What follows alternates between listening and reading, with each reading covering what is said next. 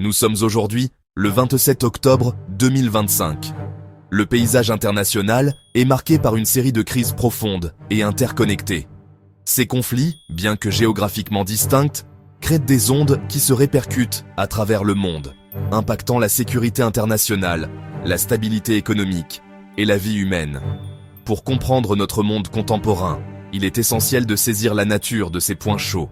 Plusieurs régions connaissent actuellement des bouleversements importants, mais trois se distinguent par leur ampleur et leurs implications de grande portée: l'Ukraine, le Moyen-Orient et divers pays du continent africain. Chaque conflit a sa propre histoire unique et ses moteurs spécifiques, mais ils partagent tous des fils conducteurs communs: la rivalité géopolitique, la concurrence pour les ressources et d'immenses souffrances humaines. Le conflit en Ukraine représente un tournant décisif pour l'Europe d'après-guerre. Ce qui a commencé comme une invasion militaire a évolué en une guerre d'usure prolongée avec de profondes conséquences géopolitiques. Le contexte remonte à des années, enraciné dans des liens historiques complexes, l'aspiration de l'Ukraine à s'aligner sur les institutions occidentales, l'OTAN, l'Union européenne. Cette ambition a été perçue comme une menace directe, culminant par une action militaire. Les combats ont dévasté de vastes étendues du territoire ukrainien, détruisant des infrastructures critiques, forçant des millions de personnes à fuir leur foyer, créant la plus grande crise de réfugiés en Europe depuis la Seconde Guerre mondiale. Les enjeux s'étendent bien au-delà des frontières ukrainiennes. Pour l'Europe, le conflit a brisé l'idée qu'une grande guerre conventionnelle était du passé. Il a forcé une réévaluation des politiques de défense, entraînant une hausse des dépenses militaires et un regain de détermination de l'OTAN. Les répercussions économiques ont été graves. Les sanctions imposées à la nation agresseur, les perturbations des chaînes d'approvisionnement ont fait grimper les prix de l'énergie et exacerbé l'insécurité alimentaire mondiale. Les deux pays sont d'importants exportateurs de céréales et d'autres produits essentiels. La stabilité du continent est désormais liée à l'issue de cette guerre. La population civile a payé le prix le plus lourd. Les villes subissent des bombardements incessants. La vie pour ceux qui restent est une lutte quotidienne.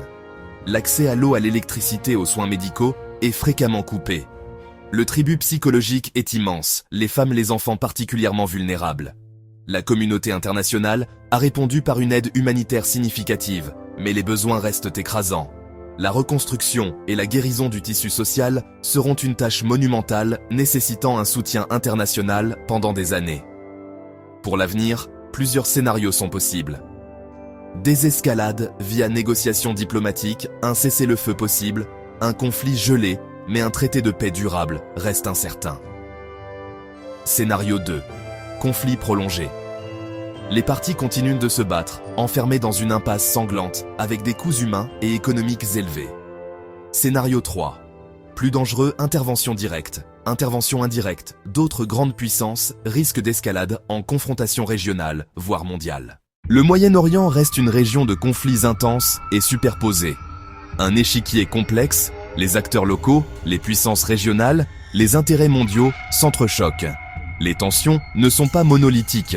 Elles proviennent d'une variété de sources, y compris des griefs historiques, des divisions religieuses et sectaires, des luttes pour l'hégémonie régionale. Concurrence pour des ressources vitales. Pétrole, concurrence pour des ressources vitales. Eau. Les conflits se manifestent sous différentes formes. Confrontation directe d'État à État-guerre, par procuration, menée par des groupes armés non étatiques. Ce réseau complexe d'alliances et de rivalités rend la région exceptionnellement volatile, où un seul incident peut déclencher une escalade rapide et généralisée de la violence. Sur le plan économique, la stabilité est cruciale pour les marchés mondiaux de l'énergie. Elle détient une part importante des réserves prouvées de pétrole et de gaz. Toute perturbation majeure de la production ou des routes maritimes, comme le détroit d'Ormuz, a un impact immédiat sur un monde encore fortement dépendant des combustibles fossiles. Sur le plan géopolitique, la région est un champ de bataille pour l'influence entre les grandes puissances, chacune cherchant à sécuriser ses intérêts stratégiques et à soutenir ses alliés. Cette implication extérieure complique souvent les différends locaux, rendant les résolutions pacifiques plus difficiles. Pour les populations civiles, les conséquences sont catastrophiques. Des villes entières, réduites en ruines. Les fonctions étatiques de base se sont effondrées. Cela crée un terrain fertile pour les crises humanitaires. Famine, épidémies, déplacements massifs. Des millions sont devenus des réfugiés, cherchant la sécurité dans des pays voisins mal équipés ou entreprenant des voyages périlleux vers l'Europe.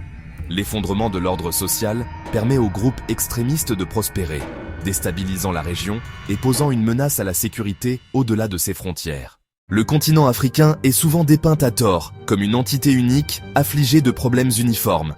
En réalité, c'est un continent vaste et diversifié. Les conflits sont très localisés et alimentés par une combinaison unique de facteurs. Dans le Sahel, on observe la montée de groupes extrémistes transnationaux. Ils exploitent la faiblesse de la gouvernance. Ils profitent aussi de la porosité des frontières. Et ils instrumentalisent des griefs locaux. Dans la Corne de l'Afrique et la région des Grands Lacs, les tensions prennent d'autres formes. Rivalités ethniques alimentent souvent la violence. Les litiges fonciers créent des conflits durables. Les ressources naturelles sont aussi au cœur des tensions. Et les luttes de pouvoir politique débouchent parfois sur des violences armées. Les enjeux sont immenses, d'abord pour les nations africaines elles-mêmes. L'instabilité est un obstacle majeur au développement économique. Elle fait fuir les investissements et détruit les infrastructures. L'instabilité sape la gouvernance. Elle érode la confiance du public et détourne des ressources rares des services essentiels vers les dépenses militaires. La concurrence pour des ressources naturelles précieuses alimente souvent ces conflits. Minéraux, pétrole, bois. Des acteurs externes et des multinationales jouent parfois un rôle déstabilisateur. La sécurité et la prospérité de l'ensemble du continent sont entravées par ces poches de violence intenses. L'impact sur les populations civiles est dévastateur et souvent sous-rapporté. Ces conflits déclenchent des déplacements internes massifs et des flux de réfugiés transfrontaliers, créant des camps tentaculaires aux conditions désastreuses. La famine et l'insécurité alimentaire sont courantes, parfois utilisées comme armes de guerre, ou comme conséquence de l'agriculture perturbée et des blocus humanitaires. Les femmes et les enfants sont touchés de manière disproportionnée. Risque accru de violences sexuelles, recrutement forcé dans des groupes armés, perte d'opportunités éducatives. Le tissu social des communautés est déchiré, laissant de profondes cicatrices de traumatisme et de méfiance. Les conflits qui font rage en Ukraine, au Moyen-Orient, dans certaines parties de l'Afrique, bien que distincts, sont des fils interconnectés dans une tapisserie mondiale d'instabilité. Ils remettent collectivement en question les fondements de l'ordre international. Ils mettent à rude épreuve les ressources mondiales. Ils infligent des souffrances humaines incommensurables. L'enjeu commun principal est la sécurité humaine. Dans chaque zone de conflit, ce sont les civils, les hommes, les femmes, les enfants, qui paient le prix le plus élevé. Ils perdent leur vie, ils perdent leur foyer, ils perdent leur avenir. Ces crises perturbent les chaînes d'approvisionnement mondiales. Elles créent de la volatilité sur les marchés de l'énergie et de l'alimentation. Elles détournent des ressources vers les dépenses militaires plutôt que vers le développement durable. Ces crises sont de puissants moteurs de migration massive, principalement dans les pays voisins, mais aussi plus loin. Cela crée d'immenses défis logistiques et sociaux pour les pays hôtes. C'est devenu un problème politique profondément polarisant. Simultanément, l'équilibre géopolitique est mis à l'épreuve. Les grandes puissances s'engagent directement. Elles s'engagent aussi par procuration. Cela transforme les différents régionaux en arènes de compétition mondiale. Cette rivalité complique les efforts de médiation. Elle accroît le risque d'erreurs de calcul et d'escalade. Comprendre ces trois foyers de crise est essentiel pour naviguer notre époque. Il n'y a pas de solution simple. Chaque conflit exige une approche adaptée qui s'attaque aux causes profondes. Le chemin vers la paix sera long et difficile. Il exige une diplomatie persistante, un engagement humanitaire soutenu et une concentration mondiale sur la désescalade. Même si des scénarios de conflits prolongés ou d'interventions plus larges se profilent, la possibilité de règlement négocié ne doit jamais être abandonnée. La réponse de la communauté internationale définira le caractère de notre siècle. La poursuite de la paix, la poursuite de la stabilité, la poursuite de la dignité humaine. Cela doit rester notre principe directeur.